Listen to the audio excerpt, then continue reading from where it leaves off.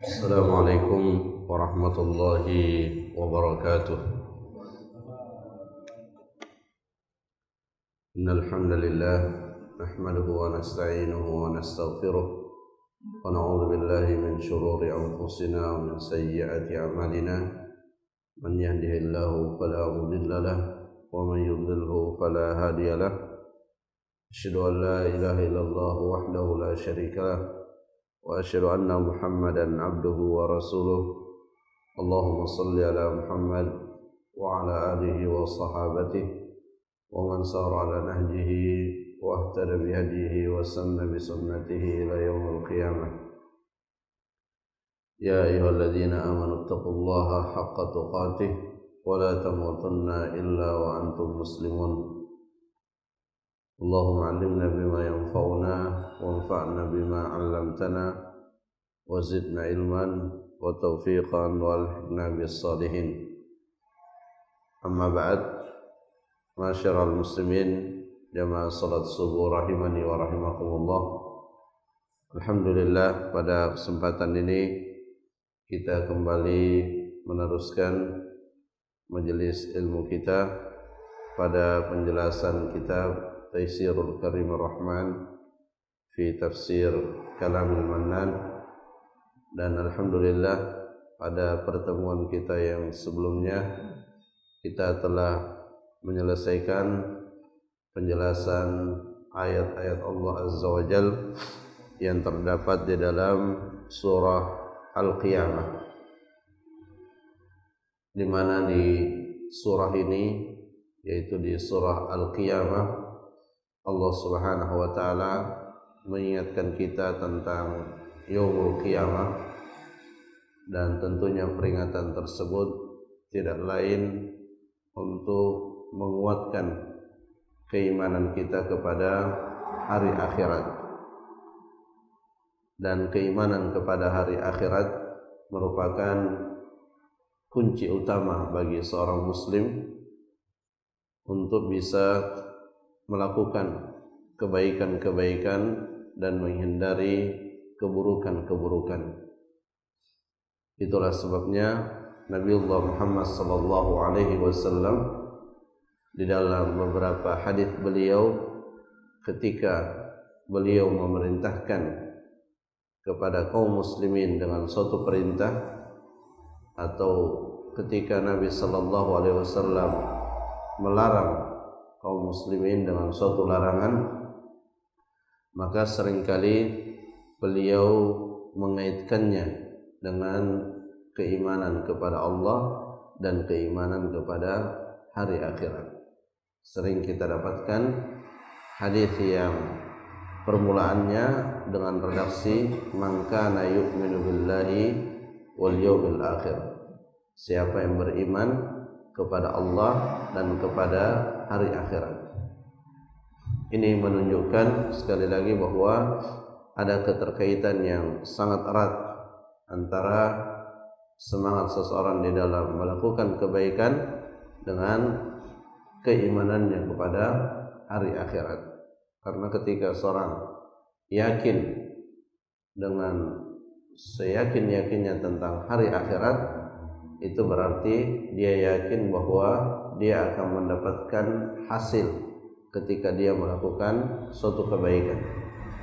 Dan manusia ketika dia yakin akan mendapatkan hasil, maka dia akan berusaha secara sungguh-sungguh melakukan sebab-sebab agar ia mendapatkan hasil tersebut. Sebagaimana dalam perkara-perkara duniawi, ketika seseorang telah mengetahui bahwa jika dia melakukan pekerjaan tertentu akan mendapatkan hasil tertentu, maka tentu ia akan berusaha mengerjakan pekerjaan itu dengan penuh kesungguhan. Motivasinya adalah agar ia mendapatkan hasil di balik pekerjaan itu. Jamaah rahimakumullah. Kemudian kita lanjutkan pada surah yang berikutnya, yaitu surah Hal Ata 'alal Insan. Kadang juga atau kita temukan juga di dalam tafsir surah ini selain dinamakan dengan surah Hal Ata 'alal Insan, juga dinamakan surah Al-Insan dan juga dinamakan surah Ad-Dahr. Dan surah Al-Insan ini juga termasuk surah Makkiyah, yakni surah yang turun sebelum hijrahnya Nabiullah Muhammad sallallahu alaihi wasallam. Dan Syekhul Islam Ibnu Taimiyah rahimahullah pernah menyatakan bahwa ini merupakan salah satu surah yang sangat menakjubkan, karena di dalamnya disebutkan dan diingatkan kepada seluruh manusia tentang awal mula penciptaannya. Kemudian dijelaskan pula di dalamnya tentang anugerah yang Allah berikan kepada manusia berupa petunjuk. Dan di akhir-akhir surah nanti dijelaskan tentang perintah untuk bersabar, perintah untuk bersabar. Jamaah rahimakumullah, surah ini seperti yang sudah kita ketahui bersama, salah satu surah yang disunnahkan untuk kita membacanya di subuh hari-hari Jumat. Dan tentunya perintah tersebut tidak hanya sebatas untuk kita jadikan sebagai sumber dalam menambah pahala dan kebaikan kita, tetapi yang tidak kalah pentingnya ketika Nabi sallallahu alaihi wasallam menjelaskan fadilah dan keutamaan surah tertentu dalam bentuk pahala, maka sesungguhnya yang dikehendaki oleh Nabi SAW adalah bagaimana kita bisa merenungi, memahami dan mentadabburi ayat-ayat yang terdapat di dalam surah tersebut. Karena sudah barang tentu bahwa di dalam setiap ayat-ayat Allah di sana terdapat mau'izah, di sana terdapat nasihat. Dan ketika hati-hati kita terbiasa ternasihati dengan ayat-ayat Al-Quran, maka itu adalah kebaikan yang sangat luar biasa. Karena itu adalah tanda bahwa kita telah membesarkan Allah. Kita sering mengucapkan Allahu Akbar, di setiap kita salat berkali-kali kita mengucapkan Allahu Akbar. Tetapi bagaimana realisasi daripada Allahu Akbar? Bagaimana bentuk konkret daripada kita membesarkan Allah? Itu adalah menerima nasihat-nasihat yang Allah sebutkan melalui ayat-ayatnya, melalui firman-firmannya. Dan itulah yang melekat dan menjadi ciri khas para sahabat-sahabat Rasulullah sallallahu alaihi wasallam. Ketika mereka berada dalam suatu situasi dan kondisi, maka di saat dibacakan kepada mereka ayat-ayat Al-Quran, maka seketika mereka akan berubah. Mereka akan menyadari jika apa yang sedang ia lakukan itu adalah merupakan kesalahan. Bagaimana ketika Abu Bakar menasihati Umar, bagaimana ketika para sahabat dinasihati saat terjadinya fitnah di masa pemerintahan Ali bin Abi Thalib radhiyallahu anhu. Mereka dinasihati dengan ayat-ayat Al-Quran, dan jika ayat Al-Quran sudah disampaikan, seketika mereka tidak ada keinginan untuk menandingi ayat Quran itu dengan kehendak-kehendak dan pendapat-pendapat pribadinya. Nah, inilah hakikat daripada membesarkan Allah Subhanahu wa taala. Kita besarkan firman-Nya, kita besarkan perintah-perintah yang ada di dalamnya, dan kita besarkan larangan-larangan yang ada di dalamnya. Baik, kita jelaskan ayat yang pertama sampai dengan ayat yang ketiga.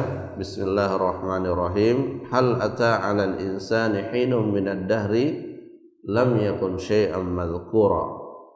Inna khalaqnal insana min nutfatin amsyaj nabtalihi faj'alnahu sami'an basira. Inna hadainahu as-sabila imma syakiran wa imma kafura. Hal ata 'alal insani hinun minad dahri lam yakun syai'an madhkura. Tidakkah telah sampai atau sesungguhnya telah sampai kepada manusia di mana manusia itu sebelumnya dia adalah sesuatu yang tidak ada sama sekali wujudnya. Jangankan wujudnya, disebut-sebut saja tidak. Jadi sebelum kita dilahirkan, tidak pernah disebut-sebut nama kita bahwa akan dilahirkan fulan pada tanggal sekian. Tidak ada disebutkan nama kita. Kita adalah makhluk yang asal usulnya sangat lemah, sangat tidak layak untuk menyombongkan diri. Inna khalaqnal insana min nutfatin amsyaj. Sesungguhnya kata Allah, kami menciptakan manusia dari air mani yang bercampur. Nabtalihi. Tujuannya untuk diuji. Tujuannya adalah untuk manusia diciptakan oleh Allah adalah untuk diberikan kepada mereka ujian. Karena manusialah yang menerima amanah yang Allah tawarkan kepada beberapa makhluknya, tetapi makhluk-makhluk yang ditawari tersebut enggan menerimanya. Sebagaimana disebutkan di dalam Al-Quran, Inna aradnal amanah 'alas samawati wal ardi wal jibal. Sesungguhnya kata Allah, kami menawarkan amanah kepada langit, kepada bumi dan kepada gunung-gunung. Fa abaina ay yahmilnaha wa ashfaqna minha. Makhluk-makhluk tersebut enggan untuk menerima amanah tersebut karena mereka takut tidak mampu sehingga menanggung resiko yang sangat berbahaya bagi mereka. Wa hamalahal insan, dan pada akhirnya amanah itu dipikul oleh manusia. Dan amanah yang Allah berikan itu tidak lain adalah perintah dan larangan.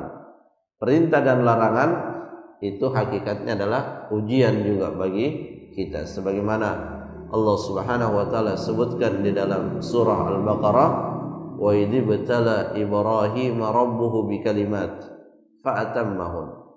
Dan ingatlah ketika Allah Subhanahu wa taala menguji Nabiullah Ibrahim dengan beberapa kalimat.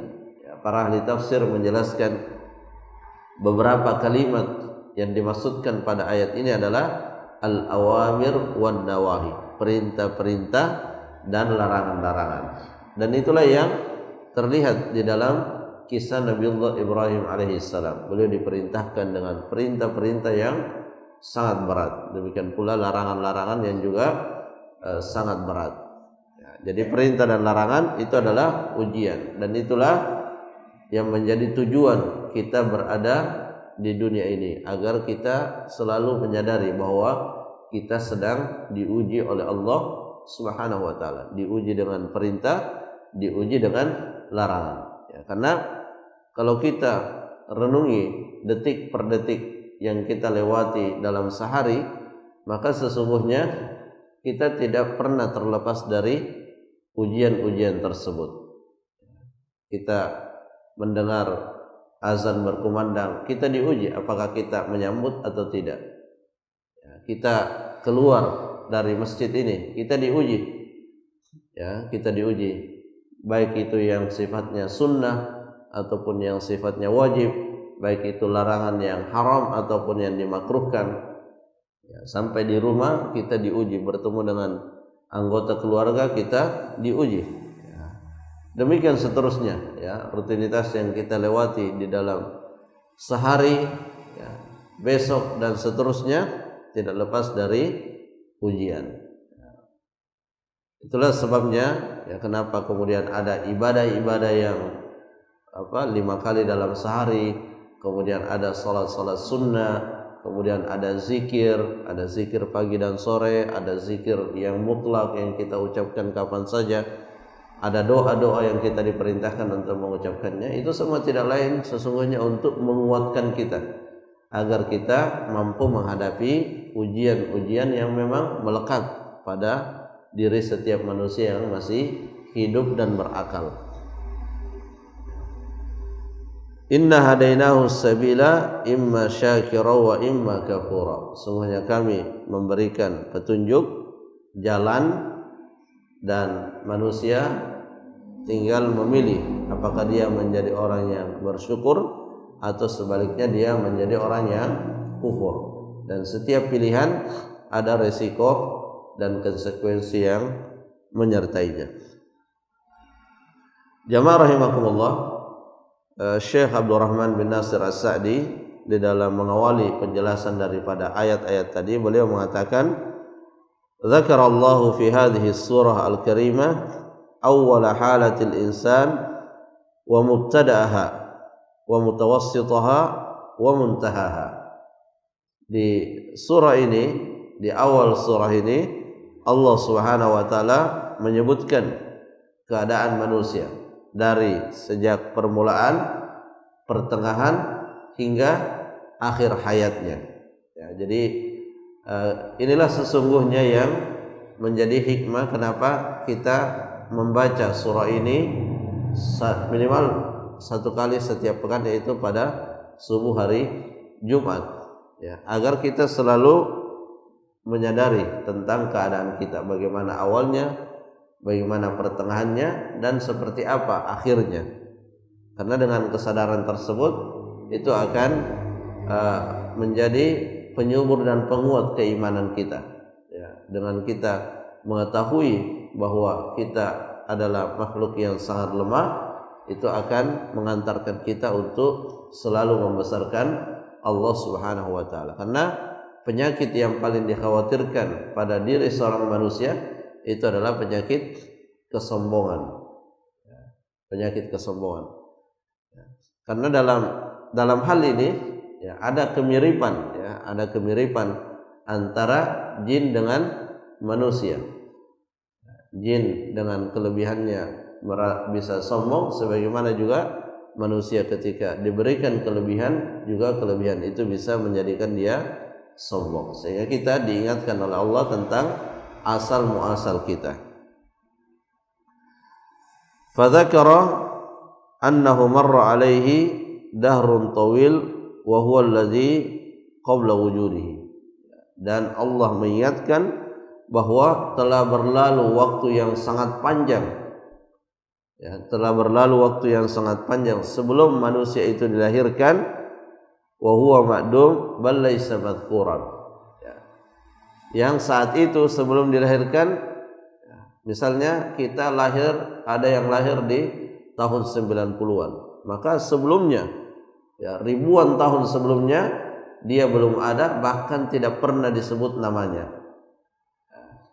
Kita sebut orang yang paling terkenal di dunia ini, sebelum dia lahir tidak pernah disebutkan bahwa dia akan lahir.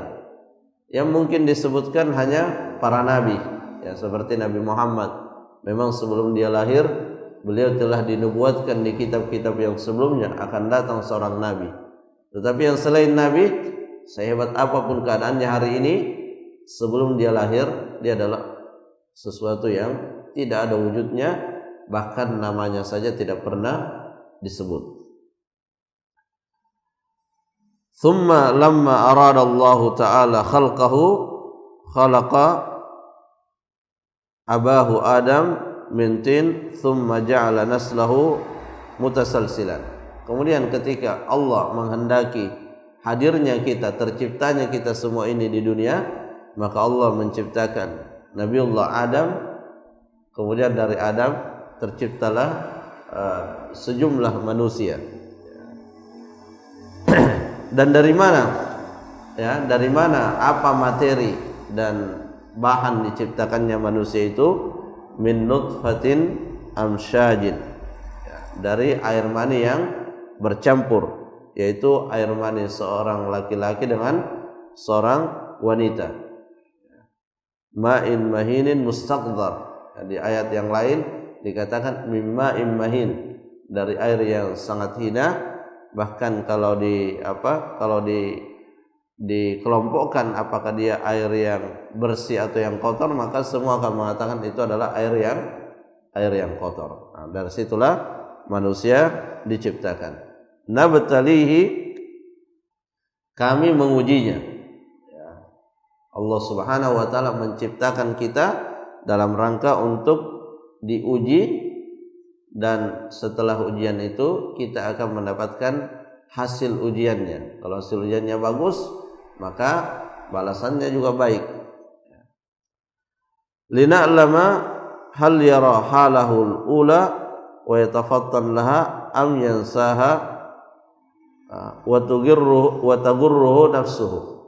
Jadi Allah Subhanahu wa taala menyebutkan tentang keadaan kita yang berasal dari nutfatin amsyaj, agar Allah perlihatkan apakah manusia itu masih menyadari asal usulnya atau justru terperdaya oleh apa yang telah dia dapatkan dalam kehidupan dunia ini. Jadi selalu kita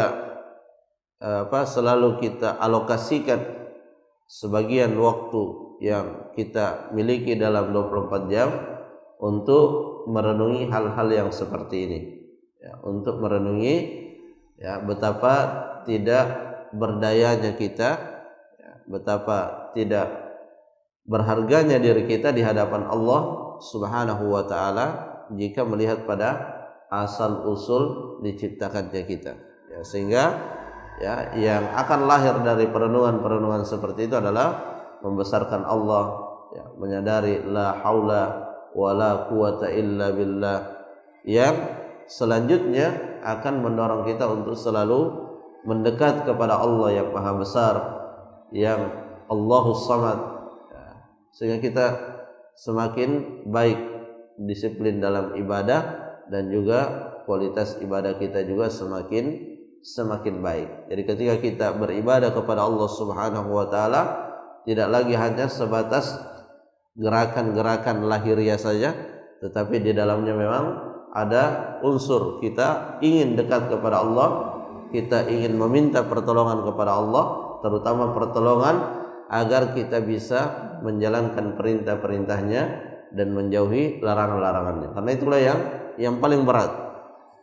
Yang paling berat dalam hidup kita sesungguhnya bukan pada urusan-urusan duniawi, bukan pada perkara bagaimana kita dapat makan dan minum, bukan itu yang paling berat. Meskipun berita-berita menggambarkan bahwa kehidupan semakin berat, tapi pada hakikatnya itu tidak berat. Yang berat itu kalau kita merenungi dengan sebenar-benarnya adalah bagaimana kita bisa melaksanakan perintah dan menjauhi larangan.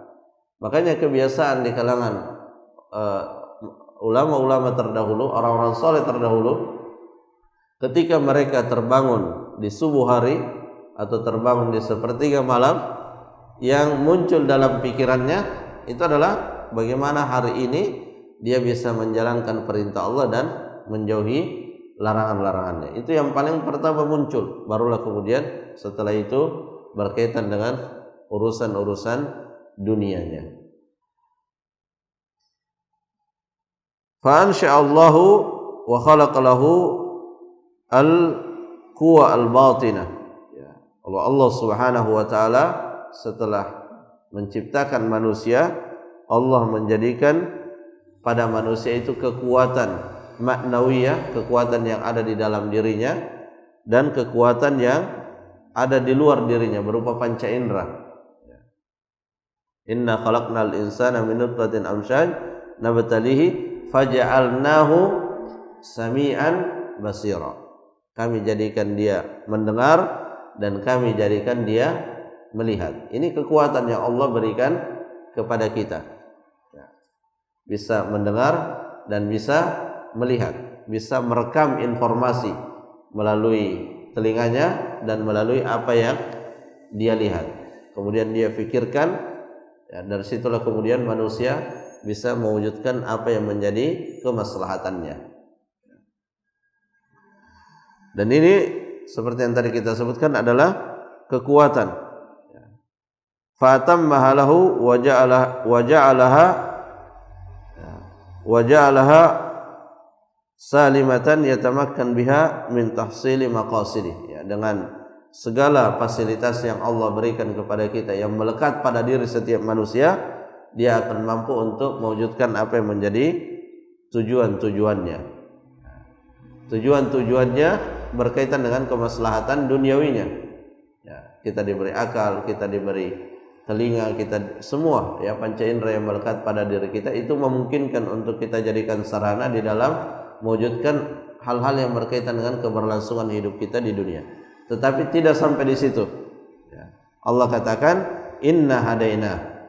Kemudian kami berikan kepada manusia itu petunjuk, yaitu dengan diturunkannya Al-Quran, kemudian diutusnya para rasul, ya, diutusnya Nabiullah Muhammad sallallahu alaihi wasallam. Dengan hadirnya petunjuk itu, maka terbentang di hadapan setiap orang dua jalan. Ya, jalan yang mengantarkannya menjadi hamba yang bersyukur, dan jalan yang mengantarnya menjadi hamba yang kufur. Ya, dan itulah sesungguhnya yang menjadi pertarungan setiap manusia dalam kehidupannya di dunia. Dia mau lewat jalan yang mana?